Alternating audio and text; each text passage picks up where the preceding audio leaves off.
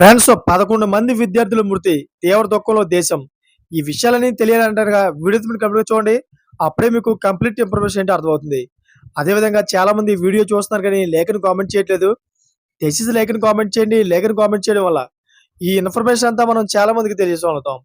అదేవిధంగా చాలా మంది సబ్స్క్రైబ్ చేసుకోవడం మాత్రం మర్చిపోతున్నారు. దయచేసి సబ్స్క్రైబ్ చేసుకోండి. సబ్స్క్రైబ్ చేసుకోవడం వల్ల నేను చేసే ప్రతి ఒక్క అప్డేట్ మీరు ముందుగానే పొందగలుగుతారు. ఫ్రెండ్స్ స్కూల్లో కాల్పులు జరిగాయి. ఈ దుర్ఘటనలో 11 మంది విద్యార్థులు మృతి చెందడం కలకలం రేపింది. పలువురు విద్యార్థులు తీవ్రంగా గాయాల పాలయ్యారు. క్షతగాత్రులను ఆసుపత్రికి తరలించి చికిత్స అందిస్తున్నారు. మృతుల సంఖ్య మరింత పెరిగే ఛాన్స్ ఉన్నట్లు తెలుస్తోంది. అయితే కాల్పులకు తెగబడ్డ ఆగంతకుడు కూడా తనను తాను కాల్చుకుని మృతి చెందాడు. అయితే ఈ షూటింగ్ ఘటనకు పోలీసులు ధీటుగా స్పందించారు. కాల్పులు జరిగిన ప్రాంతాన్ని సీజ్ చేశారు. మృతి చెందిన బాధితుల పట్ల సానుభూతి వ్యక్తం చేశారు. ఈ కాల్పుల్లో విద్యార్థులతో పాటు టీచర్లు కూడా గాయపడ్డారు. అయితే ఈ ఘటనపై పోలీసులు సెర్చ్ ఆపరేషన్ ప్రారంభించారు. అయితే కాల్పులు జరిపిన ఆగంతకుడు ఎవరు?